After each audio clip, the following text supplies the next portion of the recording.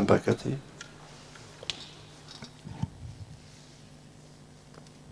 Merci. Donc, je voulais vous féliciter, madame, pour ce travail impressionnant. Et je voulais savoir si ces machines qu'avec Havana à travers le monde étaient du même fournisseur. Alors qu'Havana, c'est son propre fournisseur. D'accord, donc c'est elle qui fabrique ces machines. C'est elle qui fabrique ces machines. Et donc ses propres ingénieurs n'étaient pas en mesure d'augmenter la vitesse sans faire tomber les biscuits des parois de la machine. Sachant que Havana, c'est la dernière génération des machines industrielles pour les emballages. C'est la première au monde. Donc c'est elle qui détient à peu près 70% du marché mondial dans les emballages. Très bien. Et le travail était uniquement orienté automatisme ? Non, ce n'était pas uniquement automatisme parce que ça relevait aussi du management. Il fallait trouver comment diminuer les coûts de coordination, les coûts logistiques, en plus des coûts d'attente de la machine et de perte d'emballage. Donc, si vous voulez, le relevé technique revenait au design de la machine, tout ce qui est composants élémentaires de la machine.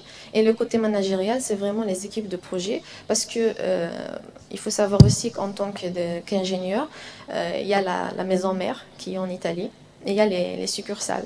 Donc il y a toujours les ingénieurs de la maison mère qui rendaient visite aux succursales pour des formations. Donc là, il fallait aussi quantifier les coûts parce qu'il ne suffit pas de déplacer des équipes de projet aléatoirement dans des machines, mais il fallait prendre en considération tous les coûts liés à la culture, à la langue, aux problèmes de prototypage de la machine, aux problèmes aussi de formation des équipes de projet. À la tête de chaque équipe, il fallait mettre un leader pour vraiment suivre les instructions. Donc c'était un processus, si vous voulez, learning machine, un processus d'apprentissage et d'adaptation de la machine qui a duré approximativement 12 mois. 12 mois, c'est très long pour un groupe parce que c'est beaucoup d'argent. Donc il fallait réfléchir sur une période assez longue d'adaptation afin d'avoir des économies d'échelle, c'est-à-dire réduire des coûts en fonction de la production qui était produite. Merci, madame. Merci. Donc, une autre question?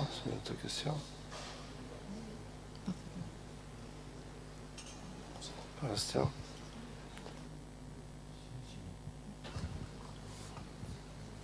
Pardon. Donc, merci beaucoup. Je voulais, à mon nom personnel et au nom de toute la communauté universitaire, présenter toutes mes félicitations à Madame Kharbachi, qui est une véritable fierté. Donc, un grand hola.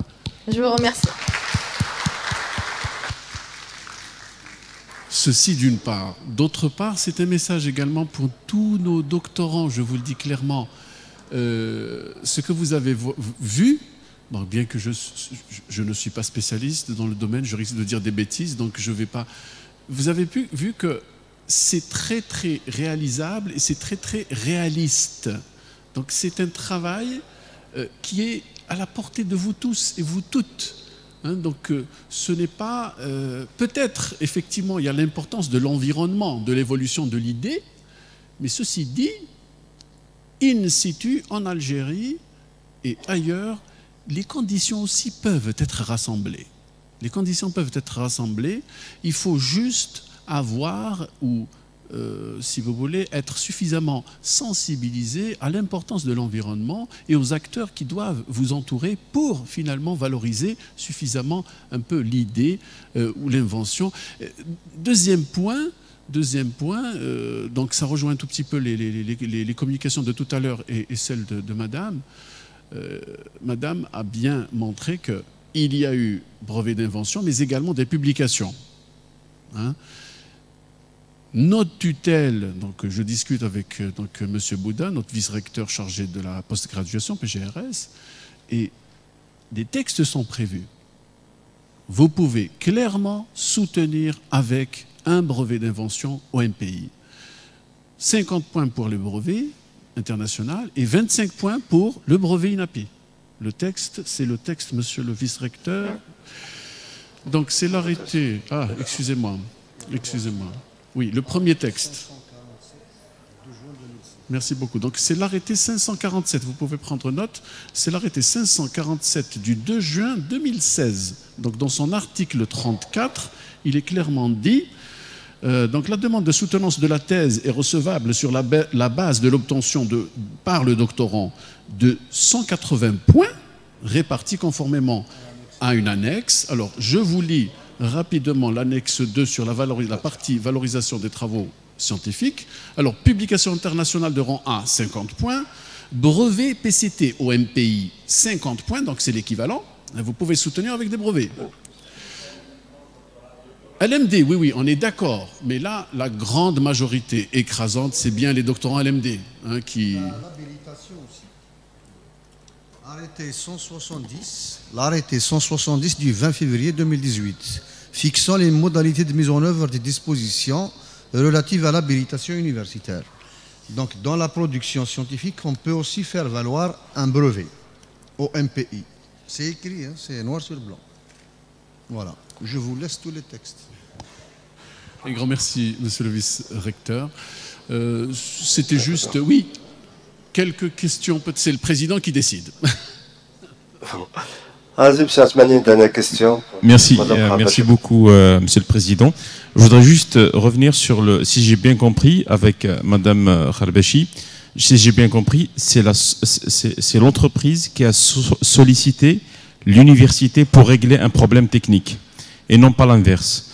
Donc, ma première question, c'est sur l'importance du rapport entre l'université, le laboratoire de recherche et le secteur socio-économique, dont la valorisation de l'innovation et le transfert technologique.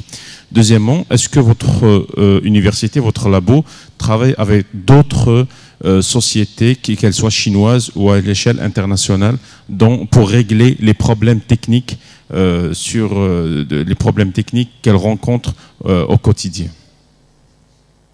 Je vous remercie pour votre question. Et il faut savoir quand le contexte d'innovation en Chine, il est pratiquement similaire à le nôtre, mais la différence est que le doctorat, que ce soit académique, il n'y a pas de doctorat professionnel, c'est que les doctorats académiques, ils doivent être affiliés, enfin tous les doctorants doivent être affiliés à des labos, mais ces labos-là ont des partenaires socio-économiques avec lesquels on doit travailler, c'est-à-dire que les thématiques de recherche à l'école doctorale ne sont pas assujetties à l'orientation de l'encadreur, du promoteur de thèse, mais qui sont désignés par les entreprises partenaires. Parce qu'ils suivent une stratégie, même hier, M. Aoudi a fait référence à ça, ils suivent une stratégie push, c'est-à-dire que les entreprises expriment leurs besoins, les écoles doctorales de partout, la Chine, et elles prennent en considération les besoins, on les répertorie selon le profil des universités, ensuite le profil des encadreurs, et là c'est l'encadreur qui donne les thématiques suivant la discipline ou bien l'orientation de l'étudiant. Donc en Algérie, pour Béjaïa par exemple, la plateforme du but peut résoudre peut-être une vraie passerelle entre l'université, le laboratoire de recherche et le monde socio-économique. Elle peut présumer résoudre, mais on ne peut pas dire qu'on peut résoudre parce que ça dépend aussi des besoins exprimés par les universités. Si c'est d'ordre technique et qu'on n'a pas les compétences requises, là, il y a aussi un petit problème. Donc vraiment, ça dépend des profils des promoteurs de thèse, ça dépendra des compétences aussi, les profils de compétences répertoriés au sein des universités. Donc il faut vraiment avoir une certaine...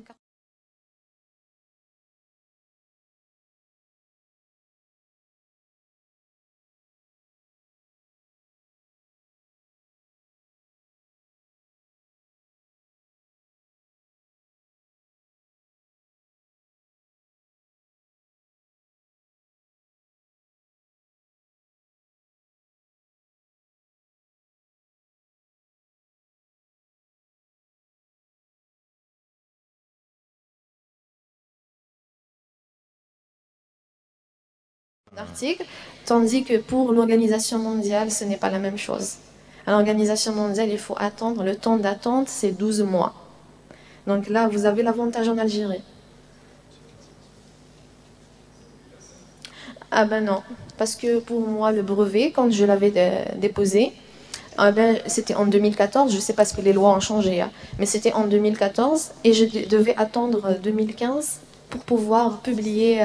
D'ailleurs, pour le licensing, je l'ai fait, je me rappelle, en janvier 2014. Et j'ai attendu janvier 2015 pour soumettre l'article qui est sorti en juin 2015. Donc, est-ce que les textes ont évolué depuis? Honnêtement, je ne sais pas.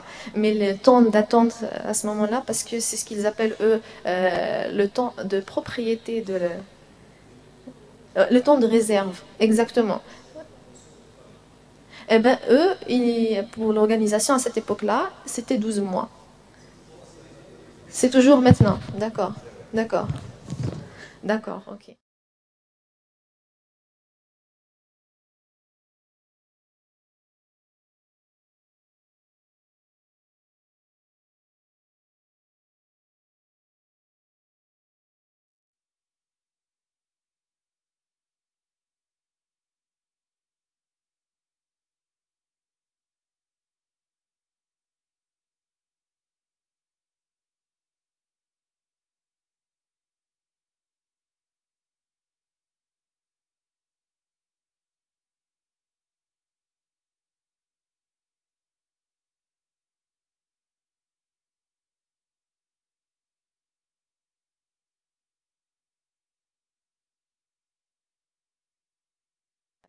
Les droits d'invention, mais il faut souligner une chose aussi, qu'on touche des royalties. Ça, c'est important. Donc, les royalties, c'est mondial, hein, même en Algérie, c'est entre 2% et 10%. C'est entre 2 et 10%. C'est-à-dire qu'à chaque fois, s'il y a quelqu'un qui l'utilise, c'est ce qu'on a vu, la liste des praticiens, c'est-à-dire les utilisateurs, à chaque fois, le droit, enfin, si vous voulez, l'inventeur touche une part qui est régie dans les droits enfin dans le contrat. Mais le contrat il est soumis à un secret professionnel qu'on ne peut pas divulguer malheureusement. Mais il faut savoir qu'il y a des royalties derrière tout ça. Une autre petite question, juste puisque vous avez présenté la publication et le nom de votre encadreur apparaît en premier, c'est obligatoire. Est-ce que juste dans les publications où il y a un brevet ou bien dans toutes les publications, je sais pas. Donc, pour le premier auteur en tant que promoteur de thèse, sauf s'il y a brevet derrière. Il n'a pas le choix parce que le brevet appartient à la propriété de l'université, donc c'est la propriété du laboratoire. Et lui, c'est lui qui représente le laboratoire. Donc, automatiquement, quand on rédige un article après brevet, qui est soumis à un brevet, on doit mettre le promoteur en premier. Le reste des publications, on peut le faire en tant qu'auteur principal. Je vous remercie. Bon. Il n'y a pas d'autres questions? Pas d'autres questions? Bon, donc, je vous remercie, madame.